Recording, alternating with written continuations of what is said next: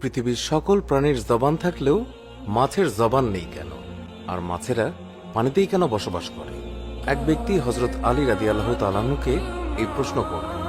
হযরত আলী রাদিয়াল্লাহু তাআলা আনহু উত্তরে বললেন, জেনে রেখো, আল্লাহ তাআলা মাছের মুখেও জবান দিয়েছিলেন। তারা কথা বলতে পারত, জমিনে চলাচল করতেও পারত, কিন্তু আফসোস, এই মাছ নিজের উপরে জুলুম করেছে, যার ফলে আল্লাহ তাআলা তার থেকে কথা বলার ক্ষমতা কেড়ে নিয়েছেন এবং তারপরে জমিনে চলাচল করার ক্ষমতাও কেড়ে নিয়েছেন। সম্পূর্ণরূপে তাদেরকে শুধুমাত্র এক জলজ প্রাণীতে পরিণত করেছে।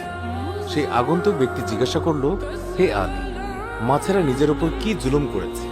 হযরত আলী উত্তরে বললেন, যখন আল্লাহ তাআলা হযরত আদম আলাইহিস সালামকে সৃষ্টি করার পর সমস্ত ফেরেশতাদেরকে নির্দেশ দিলেন যে তোমরা সকলে আদমকে সিজদা করো।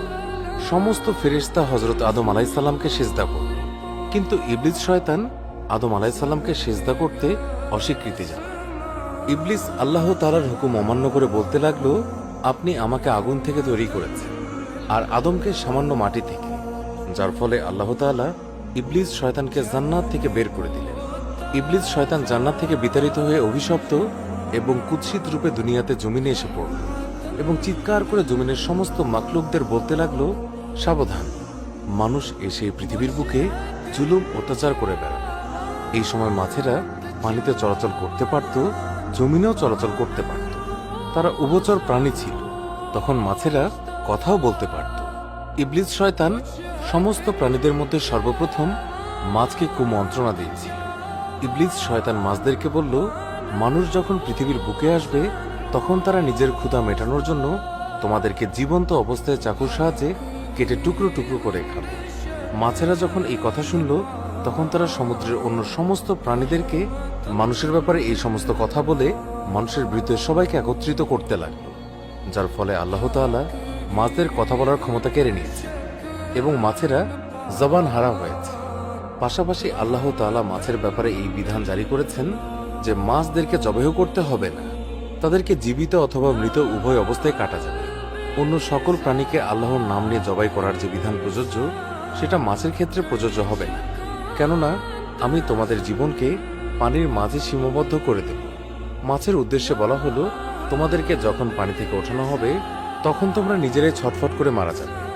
এর ফলে যখনই মাছকে পানি থেকে বের করা হয় মাছেরা ছটফট করতে থাকে এবং মাছের দেহের সমস্ত রক্ত এসে তার গলায় থাকা একটি বিশেষ গ্রন্থিতে এসে জমা হয়। আর এই কারণে মাছকে খাওয়ার জন্য বিশেষ প্রক্রিয়ায় জবাই করার কোনো আবশ্যকতা নেই, কেননা ইসলামে জবেহ করার বিধান এই জন্য দেয়া হয়েছে যাতে পশুর শরীরের রগের মাঝে প্রবাহিত সমস্ত রক্ত মাংস থেকে আলাদা হয়ে যায় এবং মাংসের গুণাগুণ অক্ষুণ্ণ থাকে, জীবাণুমুক্ত অবস্থায় স্বাস্থ্যকর থাকে। আদম সন্তানের জন্য এই খাবার যেন কোনোভাবেই আনহাইজেনিক না হয়, অর্থাৎ অস্বাস্থ্যকর না হয়।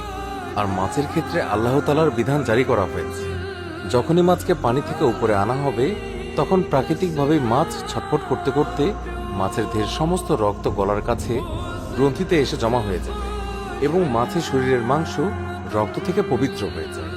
আর এই কারণেই মাছ জবেহ না করেও এটা প্রত্যেক আদম সন্তানের জন্য মৃত এবং জীবিত উভয় অবস্থায় হালাল। সুবহানাল্লাহ।